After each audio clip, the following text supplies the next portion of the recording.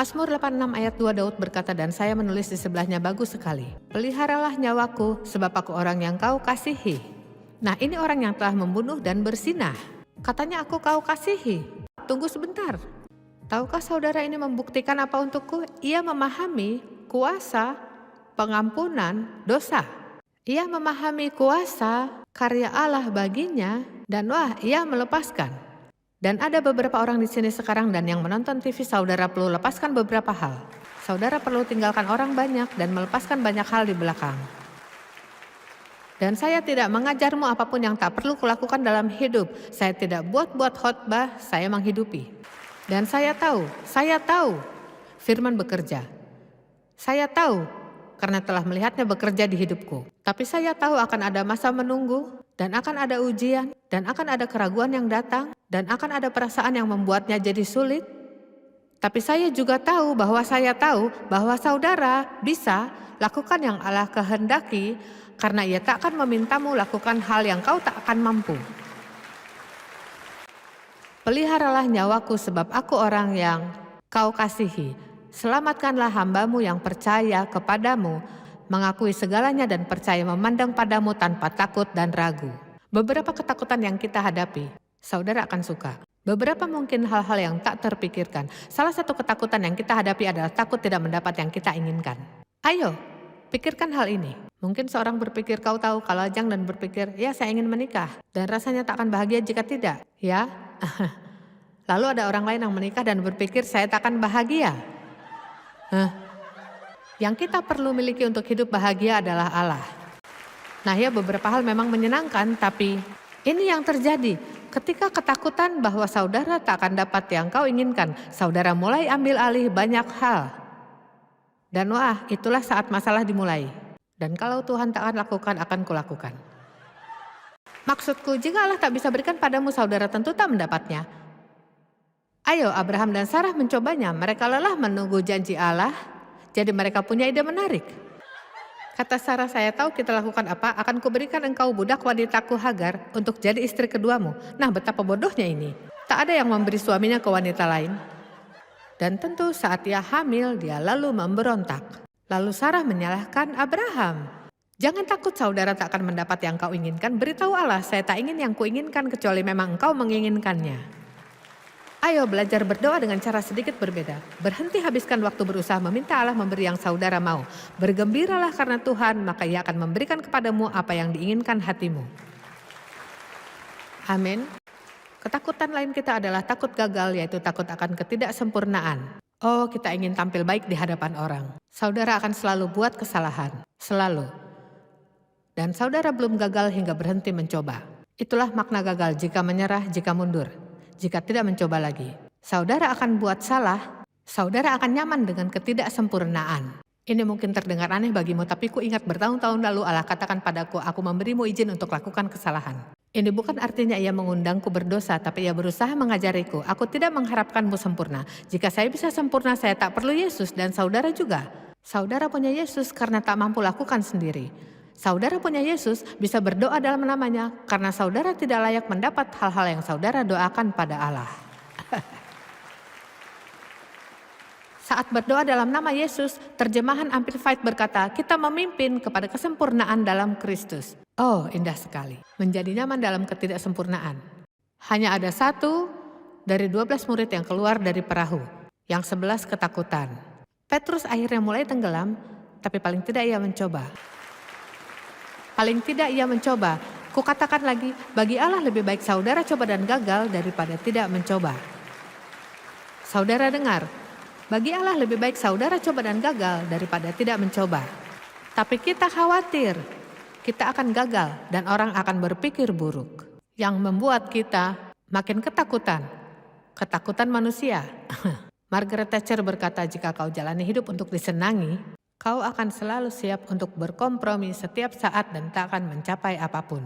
Akan kukatakan lagi, jika tujuan hidupmu adalah disenangi, maka saudara akan selalu siap untuk berkompromi setiap saat. Karena itulah satu-satunya cara agar semua menyukaimu. Jika saudara rela mengkompromikan nilai-nilai moralmu dan turun ke tingkatan mereka.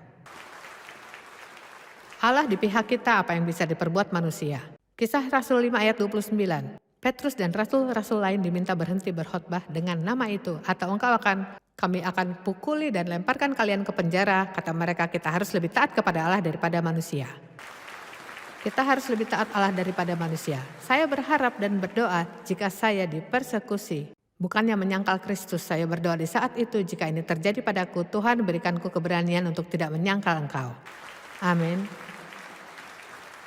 Galatia 1 ayat 10, saya suka ini. Kata Paulus, adakah ku cari kesukaan manusia atau kesukaan Allah? Mungkin kita perlu berhenti sebentar di sini dan bertanya pada diri kita, apakah saudara ingin dikenal banyak orang atau saudara ingin dikenal di surga? Apakah saya ingin menyenangkan Allah atau manusia? Nah, dengarkan kata Paulus, sekiranya aku masih mau mencoba berkenan kepada manusia, maka aku bukanlah hamba Kristus. Jadi apa yang dikatakannya? Jika saya menyenangkan manusia, saya tak akan penuhi tujuan hidup. Saudara harus siap jika tidak semua orang menyukaimu. Statistik memberitahu kita bahwa apapun yang kita lakukan, 10% orang tak akan menyukaimu. Saudara harus punya sikap, jika kau tak menyukaiku, kaulah yang kehilangan. Saat saya mulai lakukan ini, saya punya rasa takut akan manusia dan saya selalu takut apa yang dipikirkan orang, dan jika seseorang bangkit dan keluar. Saya punya pengalaman yang membuka mata. Seorang gadis datang satu malam dan dia duduk di baris kedua ini, dan saya berkhotbah selama 5 menit dan dia berdiri lalu keluar. Saya kesal sekali sepanjang malam itu. Dan keesokan harinya seseorang mendatangiku berkata, oh temanku ini memberitahu bahwa ia meminta maaf karena harus keluar semalam, karena harus bekerja. Tapi ia sungguh menyukaimu. Dan ini sepadan dengan perjalanannya menyetir jauh hanya untuk mendengarmu selama 5 menit. Inilah yang terjadi ketika kita mendengar kebohongan iblis. Ia meyakinkan kita bahwa banyak orang tak menyukai kita dan ini tidak benar. Yohanes 12 ayat 42-43. Namun banyak juga di antara pemimpin yang percaya kepadanya, tetapi oleh karena orang-orang Farisi, mereka tidak mengakuinya supaya mereka jangan dikucilkan. Entah berapa banyak saudara mungkin, karena ketakutan dikucilkan dari gerejamu, saudara jadi mundur dari semangat kekristenanmu. Kita lakukan survei di kantor kami satu kali, bertanya jika kau bisa tanya apapun kepada Yesus, apa pertanyaanmu? Dan tahukah saudara jawaban yang muncul? Ada lebih banyak orang katakan ini dari hal lain. Saya ingin tahu apakah saya sudah lakukan cukup. Berapa banyak yang tahu maksudku? Kita selalu merasa apapun yang kita lakukan, kita belum lakukan dengan cukup. Perlu lakukan lebih. Jawabanku kepada saudara, berhenti menghitung. Saya dulu menghitung apapun yang bergerak, berapa banyak orang datang ke pertemuan.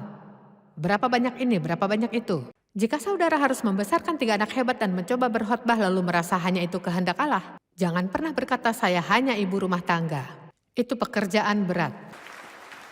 Diam di rumah dan tidak berbicara pada siapapun kecuali anak usia 2 dan 3 tahun, itu bisa membuatmu terganggu. Ketakutan tidak cukup berbuat. Ada seseorang datang ke gereja dan menantang kami membaca habis Alkitab dalam 1 tahun. Gembalaku berpikir ini ide yang baik, jadi dibagikanlah kalender ini dan instruksi bagaimana membaca Alkitab selama setahun. Ya, saya tidak mengatakan ini hal buruk, tapi motivasimu melakukannya harus benar. Motivasiku tidak. Jadi ku tempel kalender itu di kulkasku, karena saya ingin orang yang datang ke rumah melihatnya dan menanyakan padaku tentang itu. Jadi bisa kukatakan ya saya baca Alkitab sampai habis dalam setahun dan mereka akan terkesan. Ya itu semua baik sampai saya mulai temukan kekosongan di kalender. Karena beberapa hari saya tidak membacanya. Suatu hari saya memutuskan akan menyusul. Jadi saya harus baca 35 atau 36 pasal dan saya menyisir setiap pasal itu. Lalu Allah berkata kepadaku, jadi Joyce, apa yang kau pelajari hari ini? Dan saya tidak bisa memikirkan satupun.